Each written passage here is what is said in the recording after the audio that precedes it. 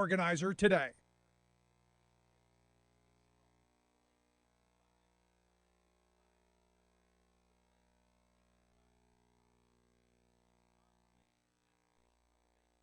Working Class, Rick Smith.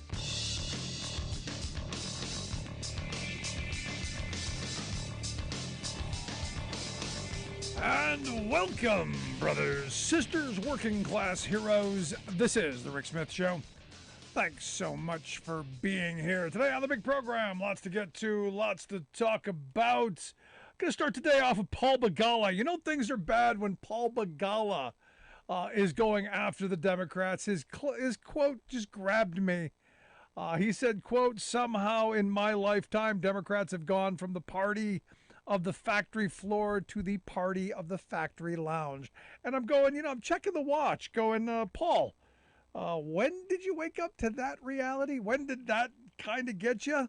When you were advising candidates to kind of move the Clinton kind of way, the DLC new kind of, let's be a little more business friendly kind of way, tax cuts, that stuff.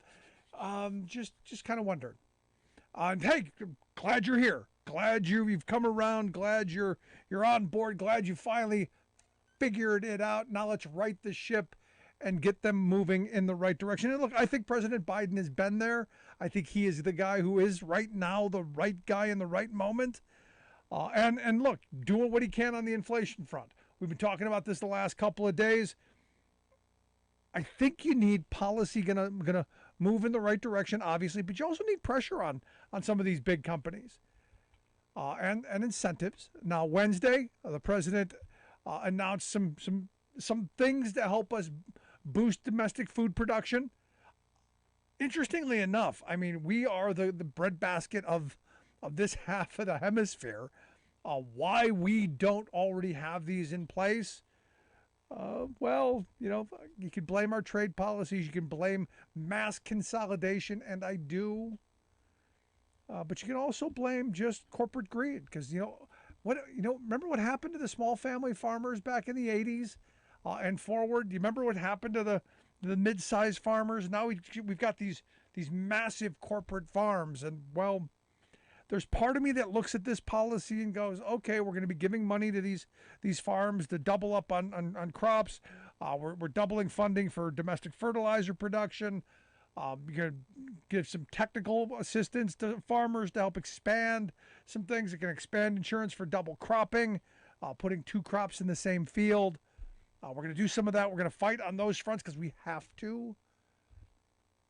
But if we had the number of small family farmers we used to have, if you had a larger section like we used to have, if you didn't have the mass consolidation, maybe we wouldn't be in this moment.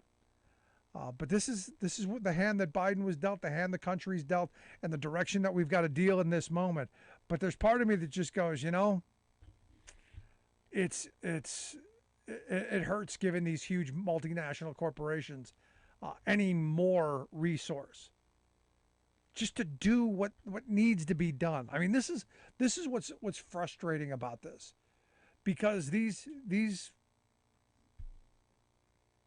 corporate criminals, and this is where it's so angering, the stuff that they get away with. Because I don't know if you saw the story today that the big boys in the meatpacking industry, of which there are a handful of companies that control the vast majority of meatpacking in this country. Evidently, during the pandemic, let's be generous and say they exaggerated claims that there was going to be a beef and pork shortage. Let's say that they exaggerated. The reporting, the word they used was baseless claims. Let's say they just exaggerated a little bit so that they could pump prices up a little bit, pad the bottom line, and oh, by the way, run afoul of any coronavirus, mandates or any responsibility. Because hey, we've got to designate these workers as essential. We've got to demonize them if they say, hey, we should do something to protect us. And look, this was during the Trump years, so you can't go, oh, this is Biden's fault. No. This happened during the Trump years. They did this to Trump. So this isn't a partisan issue. Again, the frame that we're fed as working people is always either right, left, Democrat, Republican. It's not right, left. It's not side to side. It's up and down. It's wealth class versus the rest of us. It's the CEO boardroom versus the rest of us, which is why I think the Begala clip, the quote, is so important, and why Democrats had better take that seriously. Be the party of the factory floor again, not the factory lounge. You don't want to be the upper floor party. You want to be the people who are down on the ground floor getting your hands dirty. This is part of this. And when you see the fact that, at least 269 people died working in these meatpacking plants because of these baseless claims, and nobody's going to jail for this. They're not gonna hold it. There might be a slap on the wrist. Oh, don't do it again, bad boys. And they're mostly men, so don't. Oh, you're being sexist. No, most of the CEOs, especially in this industry, are mostly, if not exclusively, white men. But there's no accountability. There's no responsibility. Now, in the plants that were unionized, they had a much better chance. In fact, we had some representatives who represented workers in food processing plants across the country come on during the pandemic and say, look, this is what we did to protect our members. Got out ahead of it, shut down early, did deep cleaning, re-engineered workspaces to separate people, staggered shifts, different bigger lunchrooms, all kinds of things to protect workers in the moment so that the companies could continue to operate, continue to make money, continue to do their thing, but also keep the workers safe. Most of these places didn't. And the thing is you go back to the one who their supervisors were playing death pool games. How many workers you think we can get sick today by putting them together? That's actually on the record. And this is one of those moments where again, it's not right, left. Get out of that frame of mind. This is top down. This is the moneyed interest. This is capital versus labor. That's the fight that's important. It's the moneyed interest. It's the institutional wealth versus everyone else. Now I look at this situation that a number of states across this country, you can't find baby formula on the shelves. In the wealthiest country in the history of civilization, at its wealthiest moment, we can't seem to get baby formula to be put on the shelves. They said by the end of the month, last month, 40% of the stores were out of baby formula. 6 states with more than half of the products out of stock were Iowa, Missouri, North Dakota, South Dakota, Texas, and Tennessee. One woman they cited from Louisiana went to 11 different stores and could only find 2 cans of baby formula. You go, how? Again, remember, party of family values. Remember, we love the children. Remember all of those things. Now, Republicans have been using this, like Marjorie Three Names, saying, well, we're going to give money to Ukraine, but, doesn't have a bill to actually increase production, doesn't have a bill to go after and hold companies accountable, doesn't have a bill to do any of this stuff, just complains, which you expect from our Republican friends because they do it so well. They're so good at it. They're good at the PR. They're good at the tweets. They're good at the social media. They're good at complaining. They're good whiners. They're good at grievance. Solving problems, whole nother ball of wax. Now the president, he got the companies together and basically said, hey, what are we doing here? How about we start ramping this stuff up? Now they have announced a series of regulatory moves for baby formula to get them into the stores as quickly as possible.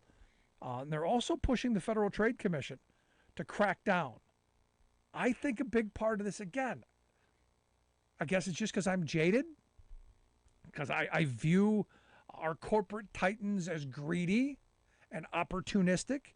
They see this moment as a chance. Hey, supply and demand. If there's no supply, we can jack up the price because there's always going to be the demand.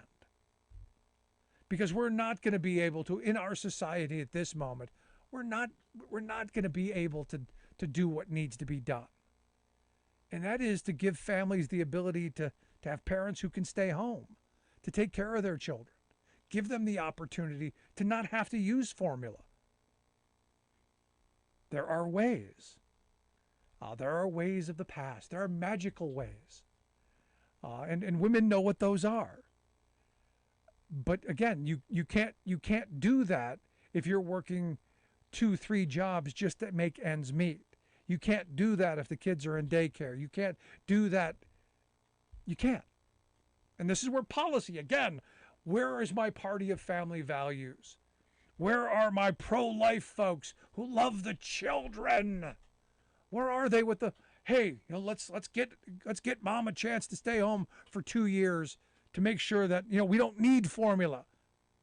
Yeah, what do we do about that? Do you remember the hue and cry? Oh, gee, I can remember it. What was his name? The guy who died, the big mouth. Limbaugh.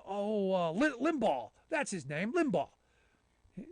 You remember him when the ACA had the audacity, and you may remember, come with me on this journey in the way, way back machine, because this happened. In the ACA, they said that there had to be a way to ensure that breastfeeding mothers had a space that they could pump while their children weren't at work with them. They could continue to produce breast milk. They had to have a place to store it. They had to have a private place, somewhere where they could go out of the purview of everyone in the entire thing. You had to be able to lock the door. You had to have some time away. So, and employers had to give them that because we believed in families and values and the children, of course. And the right lost their ever-loving freaking minds. Limbaugh lost his mind. How dare they do this to corporate America? Remember, this is the party of family values, mind you. And look, this is what I keep talking about the abortion issue. If you're truly against it, and you want to be against it, how about policies that encourage people to have children and make it easier on families to raise them? This is one of those moments. Because you know what? You shouldn't need as much formula. If you had the ability for mom to stay home and bond with the child and feed the child, kind of the way nature intended, the best possible nutrients and the best possible food for baby right from the start, and not have to go run off to work 2 or 3 crappy jobs to make ends meet, that's the best possible solution, and one that the family values people should be all behind. But yet, oh my gosh, you see someone breastfeeding in a mall, do you remember the hue and cry over that? And where did that come from? That's right, our good God-fearing Christian crazy people. So in this moment, you go, this is where policy matters. And this is where the people who keep telling us they're the family values folks should shut the blank up. And again, this is terrestrial radio, the word I really wanted to use, I could not. I don't want to get banned. But this is one of those moments where, all of the grievance crowd, which the Republicans are beautiful at, they keep bringing up the problems. They keep, they're pointing. They're like the pointer dog. They keep pointing, no solutions. I just gave you a good solution.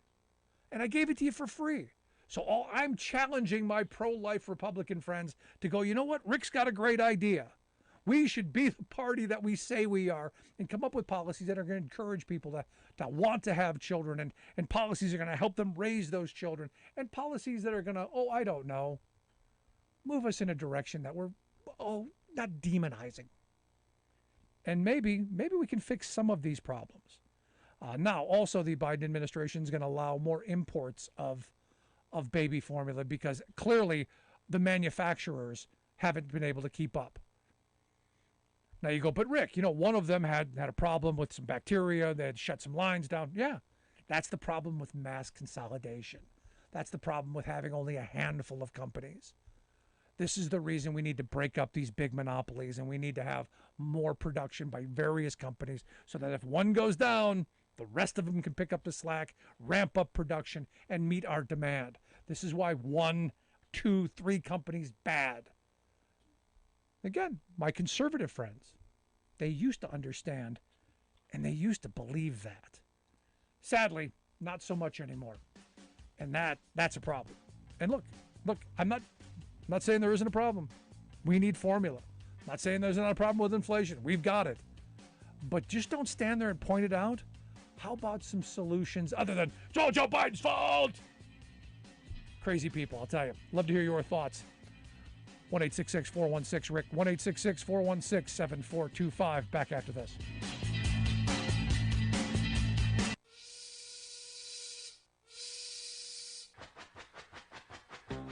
If you're a fan of the show, you've heard our labor history in 2 segments, and you can hear them on the radio pretty much anywhere in the U.S. Labor history has never been more important than it is right now. So here's what we'd like you to do. Tell a teacher. Tell a teacher that labor history is important and that they can get digestible 2-minute lessons that are absolutely free. Free to download, free to use, free to share. Tell a teacher to go to thericksmithshow.com/history and help us put labor back where it belongs, in the classroom. You know, generations of American workers fought, bled, and died to build the American way of life. It's our job to keep their stories alive. Go tell a teacher that we're here to help them do just that. Find us at thericksmithshow.com/history today.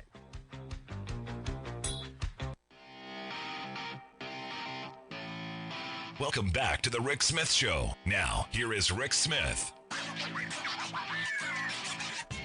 Not rocket science, folks. Not rocket science at all. And look, I'm still looking for today's Teddy Roosevelt. Who's going to be our trust buster? Who's going to be the ones who start breaking up these? Who's going to start breaking up these conglomerates and say, you know, it's not good for us. Might be good for corporate profits. Might be good for CEOs. Might be good for all that. Because, oh, by the way, you know, our friends in the formula folks, who have the bacteria thing, stock buybacks. You go, here's an idea. We need more production. You know how you could have used that money better than buying your own stocks back? You could have increased production. Oh my goodness, you could have bought new material, you could have bought new facilities, you could have hired more workers, you could have done anything more. You could have thrown that money into a ditch and lit it on fire, which should have been more productive than what you actually did with it. But no, we're gonna buy our own shares back. Screw those children. Let's go to the phones. Got Alice on one. Alice, how are you today? I'm doing well. How about yourself? I'm loving the children. How about yourself? Yeah, right. No, not today. I've adopted the Republican frame of mind, But seriously, what I wanted to say is, they seem to be following, to a degree, the Republicans, that is, and the evangelicals, the Hitler playbook. And the thing is, the very first people, Hitler did not kill the Jews first. First, he went after the disabled children and the mentally ill children and the children that had Down syndrome and whatnot. So I'm going to make a prediction and say, by the time that they pass all these laws, and here in about 20 years, when the climate change kicks in really good, and there's all kind of food shortages and medical shortages, that all of a sudden we're going to have the life unworthy of life from the Republicans. I think we already have that, Alice. I think we're already there. This is where their stance on health care does that. I think they know that we ration health care. I think they know that if you're not fortunate enough to have good quality health care in this country, you're going to die years sooner than you should. I think they're already there. And it's why they were so hell-bent on repealing the ACA and why they're so hell-bent on destroying Medicaid especially, and ultimately Medicare. Because understand what Medicaid really is. Yeah, it helps the poor, but it helps poor seniors. It is our last line of defense for seniors. So this is how you really thin the herd. If they've got nowhere to go, they go to old age homes, and we go back to warehousing seniors like we did in the past. This is the future where Republicans want to take us, but they're not brave enough yet to say that. They couch it in terms of responsibility and crap like that. But this is where I agree with you to a point, but I think we're already where you think we're going. Well, yeah, I to a degree. But what I'm saying is, when it comes to the children, that once we get all of this, because we have to have the domestic supply of the infants. Yeah. But I'm sure that we'll have little panels that oh well, this one looks deformed or whatever or whatnot, and because you got to save all that food for the wealthy people. But I thought we already had death panels. Didn't we have? Wasn't that what the AC was? Wasn't that what Obama, the Obama death panels? Don't we already have those? Under the Republicans, if you recall, that they suggested that all the older people just sacrifice themselves for the betterment of the corporation. But I don't think that some people aren't paying attention and the other people don't care. Yeah. But you have a good evening. You too, Alice. I appreciate it. Jeff just sent me an email. Soylent Green. Yeah, thanks, Jeff. If you ever saw the movie, that's you're eating the people. Yeah. Wow. Thanks, Jeff. That was an image I did not need in that moment. But no, this is where I come back to, what Alice was talking about. We're already there. They're just couching it in nicer terms. They know that people without adequate health care are going to die sooner. They know that we already ration care, which is why they don't really care about the children once they're born. Care about them in utero. Care about that. Actually don't care about, how they're born. They don't care about, I don't see any policies for prenatal care because, if you're poor in this country, if you're a poor woman in this country, you've got some third world rates of possibly dying. Our maternal death rates are disgraceful, but we don't hear about that because those are just those people, just those poor people. And again, this abortion issue really is about the poor and the working class. And it may not be you. It may be your daughter or your sister. It may be someone you love. And this is where I think this is an everybody issue. I've said this 1,000 times. It's not my personal issue. It's not going to affect me individually. I am well past my childbearing years and ability, never having any. But I know and love bunches of people who this does affect. And that right to self-determination is the most important thing. Now, do I want them to have abortions? No. But I also don't want them having to go to a back alley. I also don't want them to have to be desperate. And that's where the Republicans want. That's where they want working people. They want them desperate and pliable. And not just when having children, but in the workplace, as consumers, in society. That's what they want. And that's what they're working towards. That's what this is all part of. It's all part of their no rights at work and no rights in society agenda. And it's scary stuff. Love to hear your thoughts. You can email me, rick@thericksmithshow.com. If you missed any of the program, grab the podcast. Anywhere you get your podcast, from iTunes to iHeart, Stitcher, Podbean, anywhere in between, it's always there, always available. Make sure you like, share, subscribe. Good stuff. Quick break, right back after this. Stick around. You're listening to The Rick Smith Show. I'm Rick Smith, and this is Labor History in 2.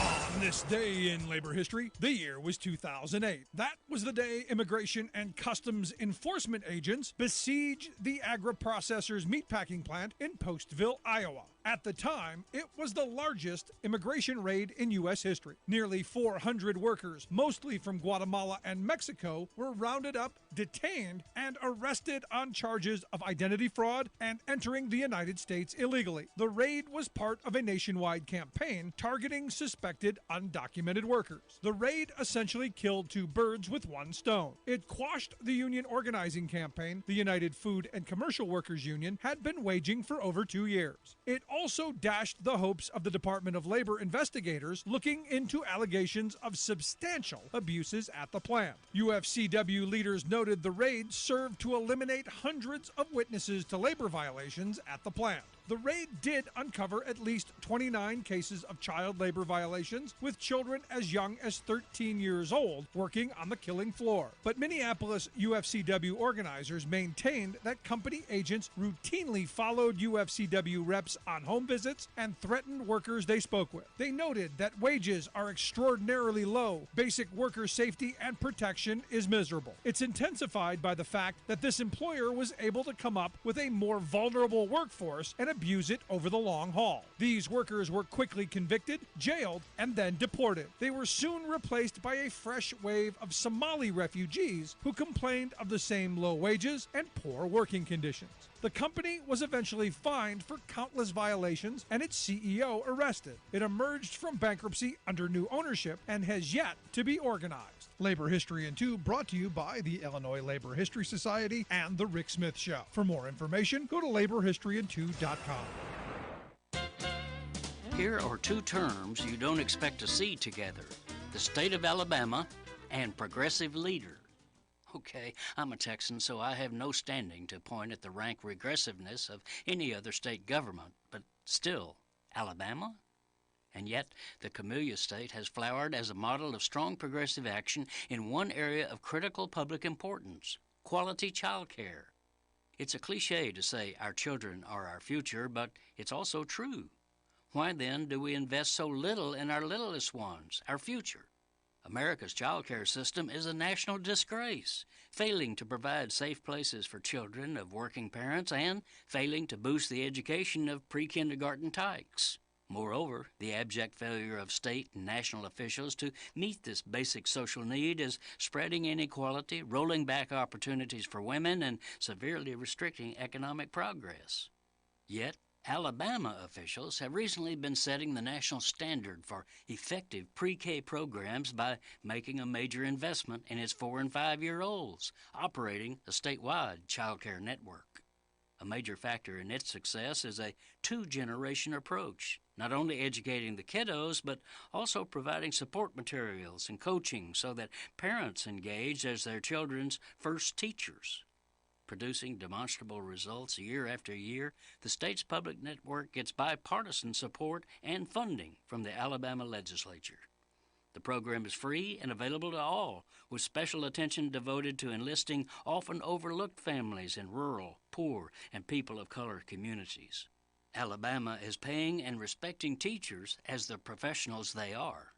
This is Jim Hightower saying, if one of our poorest states can rise to meet this basic human need, what's wrong with the richest country in the history of the world?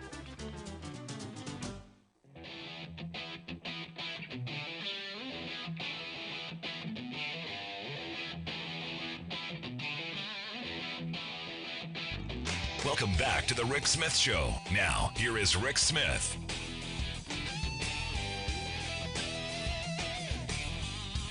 So I've been finding it interesting that I agree with, this is hard for me, it's really hard. I agree with something that Dan Crenshaw tweeted out. It's rare, but I guess it's when when you're talking about Marjorie Three Names, it's really not hard to figure out. But there's the tweet off that goes on with when this stuff happens, and Marjorie Three Names has been kind of the Russian propagandist. She's been the one out there pushing the nonsense, and it's kind of frightening in a way that how far the Republicans have gone in defending. I mean it's really, I never thought I would see it in my lifetime, just how far that the Republican Party has gone off the original path. But here to share some thoughts on just how crazy they have gotten and maybe talk a little bit about the tweet off, I've asked our good friend Sarah Burris to come talk with us. Sarah's a reporter over at Raw Story, rawstory.com. She does incredible reporting there. Sarah, Thanks for taking time for us. Hello. So It's funny. what do you make But of? I just got to show off the shirt. Yeah, the shirt is amazing. And for those listening on radio, she has a shirt that says, "Even my cat knows Matt Gaetz should be in prison." Which is hilarious because the cat was just like whining a second ago. I was like, oh God, please stop. But yeah, so yeah, Marjorie, 3 names. Bless her heart. Trader Green. Yeah, you look at this and I've been watching her tweets over the last couple of days. We're spending money on Ukraine where we should be spending it on baby formula. But where's your bill to actually, fund baby formula? Yeah. Oh, we're not going to do that. We're just going to point fingers and complain. But Crenshaw came out and said, hey, basically shut up.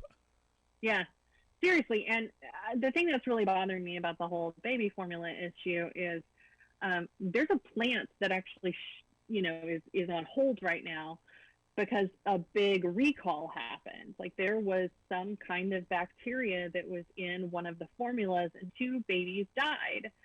So, I mean, we have the formula. It just might kill some kids.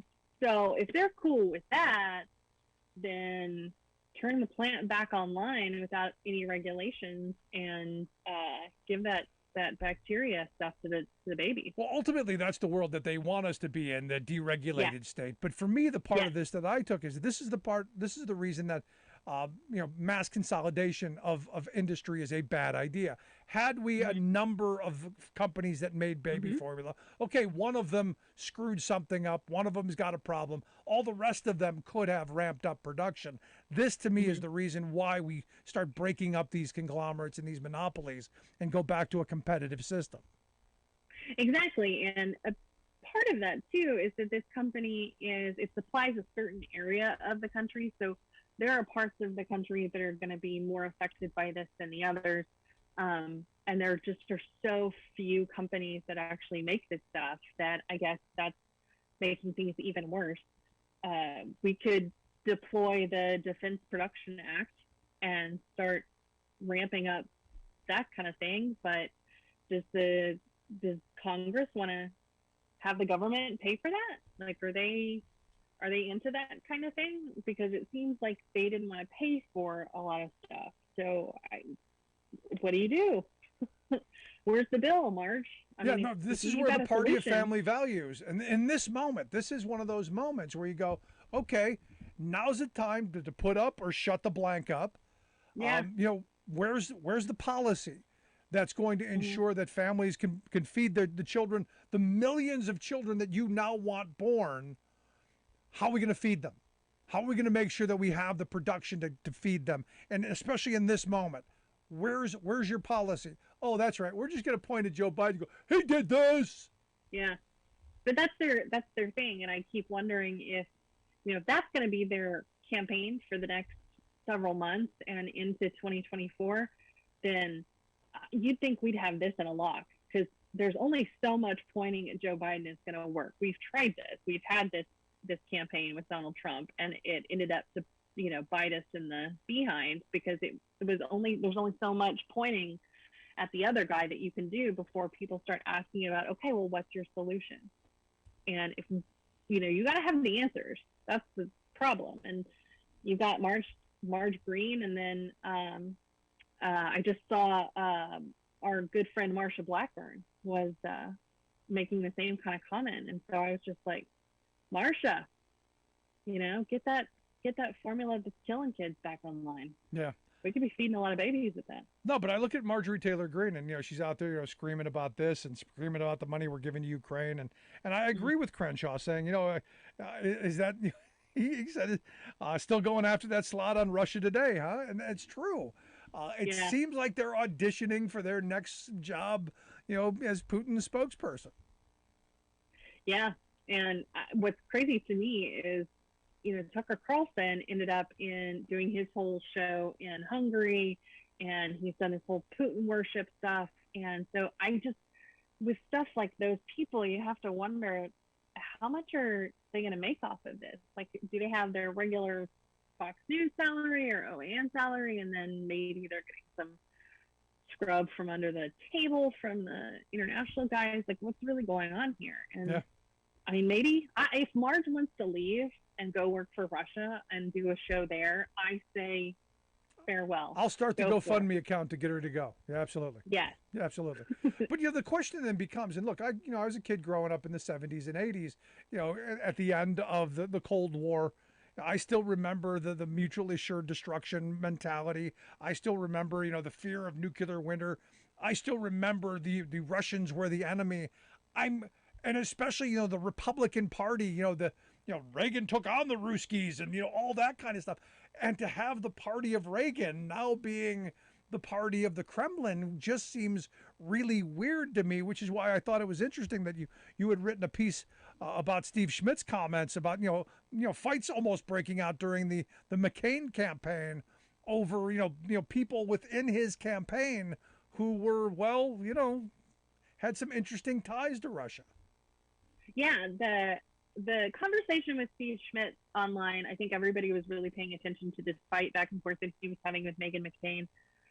What has what flown under the radar of that is that Steve Schmidt has basically just taken the gloves off, where he's just like, okay, I'm telling everything now. And that goes into a really deep discussion about Rick Davis, who was one of McCain's top strategists, and his company that he had with Paul Manafort, and the enormous contracts that they had in Eastern Europe.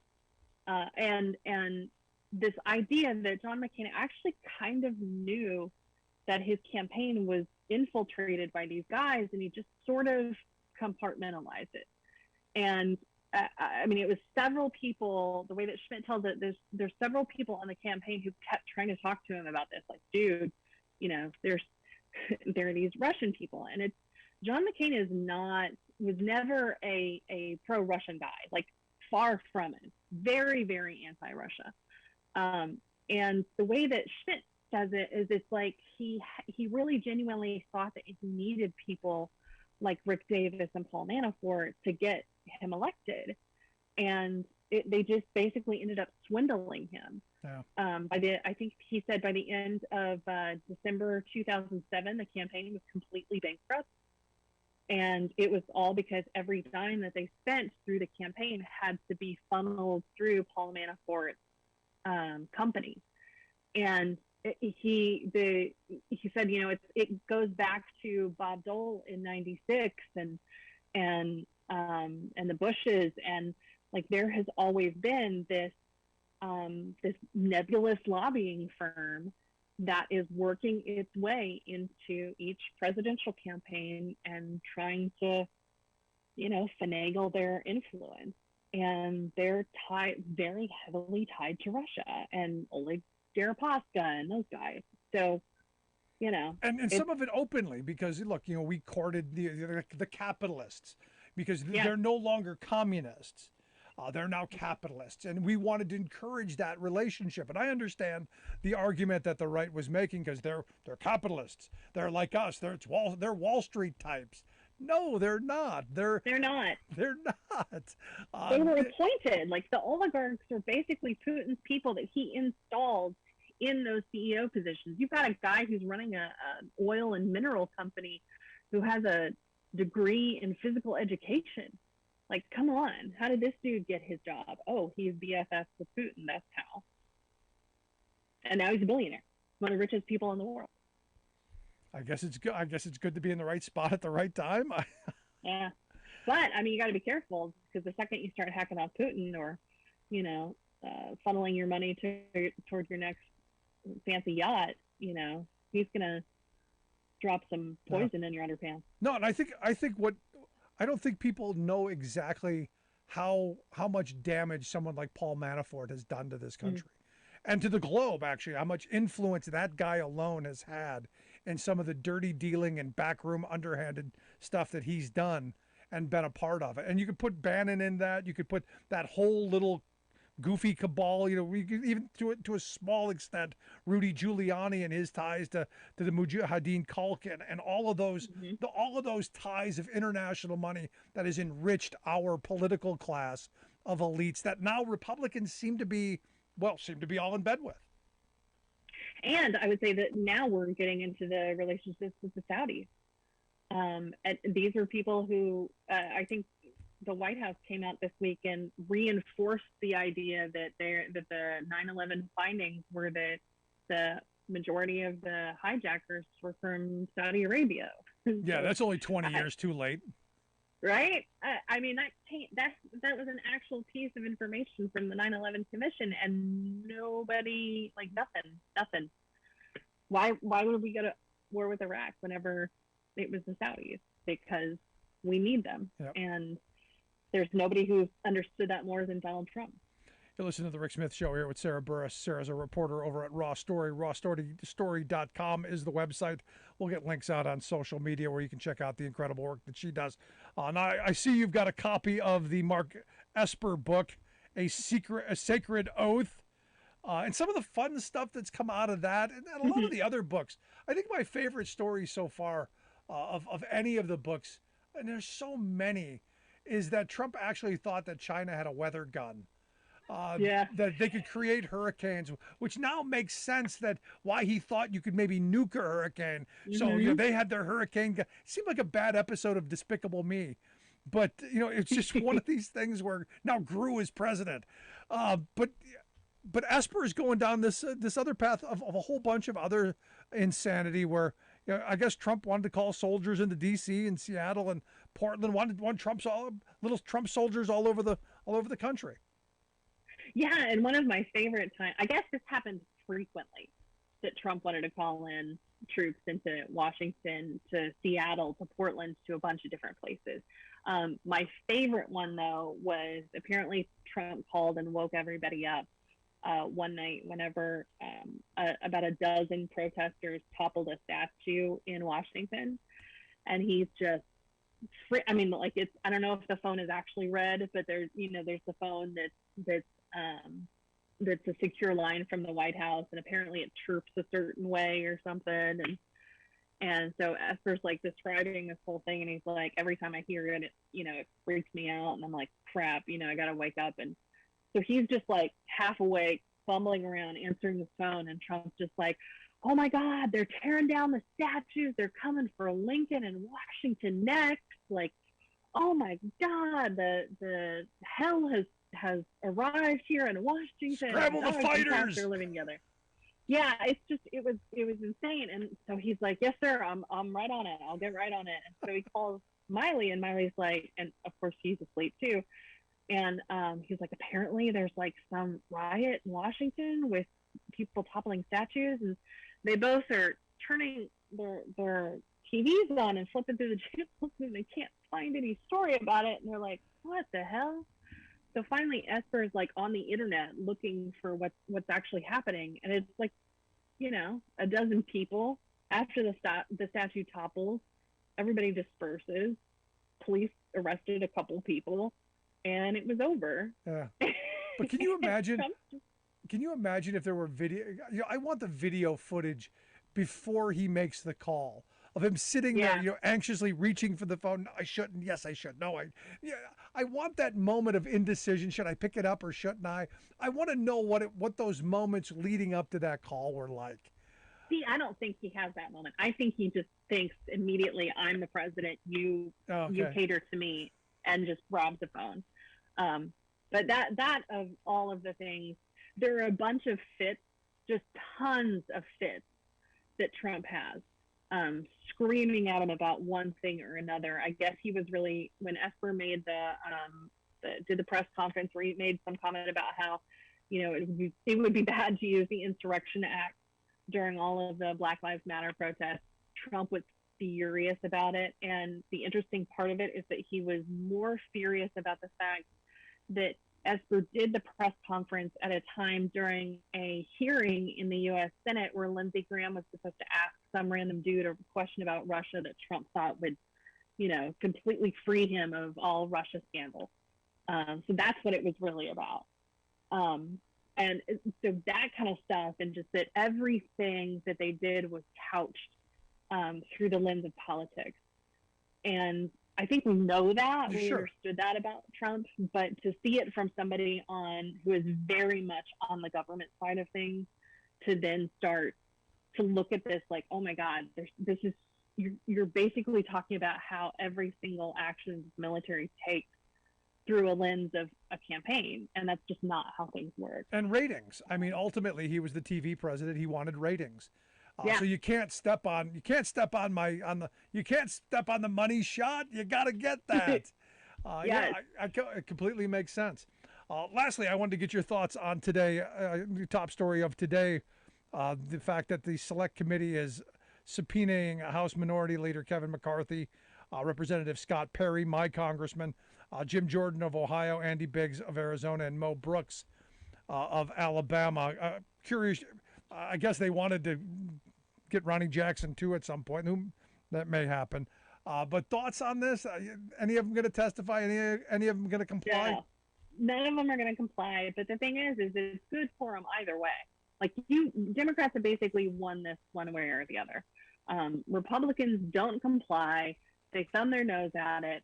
And if they then take over in 2022 and decide that they're going to start calling people to Congress, all Democrats have to do is say, well, Republicans set the precedent with not complying with the subpoenas, so bummer, And then the other piece of this too is, and I think we've talked about this before, is if there is a subpoena and a congressional subpoena that you don't comply with, the Justice Department can use the fact that you didn't comply with that subpoena as part of the evidence that they explain to the grand jury. So whenever if you refer this to the DOJ for criminal prosecution, then the DOJ can be like, oh, it's interesting too because Congress subpoenaed Andy Biggs and he refused to comply with Congress. So here's the evidence we have on him and his resistance to participate. So it makes it very interesting, and I think there's no win for Republicans here. Yeah, but I look at someone like my congressman Scott Perry, who I find wholly unacceptable. But he leaned into it, and he's going to run on this. It's a badge of honor for him in this district. This is an illegitimate body. They leaked this stuff, this charade to the media. It's all about politics to him, and they're running the country into the ground. He's used it to stoke the base. Making himself the martyr and the victim, yet he was one of the people who was instrumental in this attempt to overthrow our government, and it's not surprising to me, but he's playing to his base. I think all people have to do is ask, what do you have to hide? Like, what is it that you're worried about?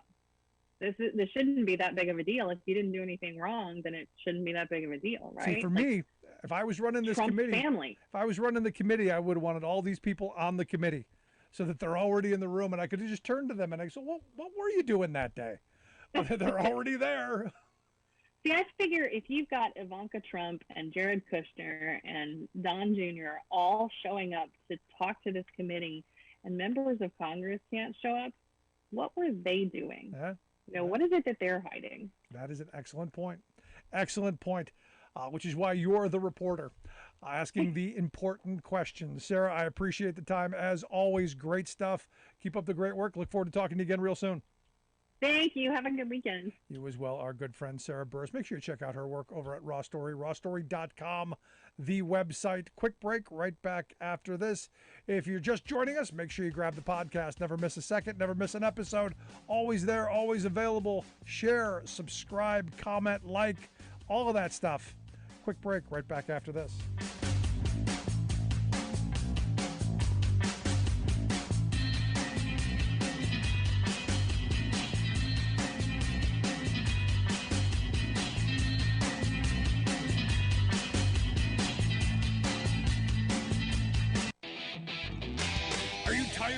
Think tank approved corporate news and commentary? Are you tired of CEOs telling you what to think, who to hate, and who to vote for? Well, welcome to the Rick Smith Show. We don't take orders from some boardroom, and we don't do focus groups or talking points. We don't work for them, and we never will. I'm Rick Smith, and I work for you. Join us daily at thericksmithshow.com and download the podcast and never miss a minute.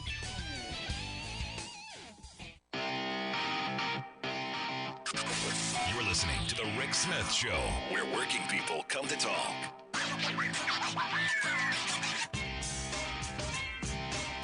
That is an excellent question that Sarah asked there. You know, if Ivanka and Dumb Jr. showed up to testify and were willing to speak, you know, what are our Congress people hiding? You know, what is it that they don't want to be known? Now, understand, you know, someone like Jim Jordan, here's a thought. What was he doing on that day?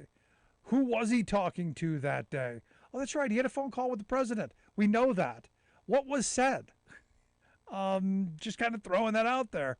What was his presence in the meetings, the White House meeting in the run-up to January 6th? What was his part in planning that? Same thing with Biggs. Biggs was in the meetings that you know decided on what was going to be done on January 6th. There are far-right activists who are claiming that he was integral in the planning of this. And it's alleged that, you know, he had efforts to persuade state legislators to overturn the electors. He actually worked on this stuff. Scott Perry, I mean, here's a guy, my congressman, who is instrumental, allegedly, I'm going to go with allegedly, even though he was allegedly instrumental in helping to install Jeffrey Clark, who is a central figure at the Justice Department to overturn the election. In fact, we've got the texts that show that. You go down the list of these guys. You know, McCarthy, the same thing. Phone call. What was he talking to with Trump on the day of January 6th?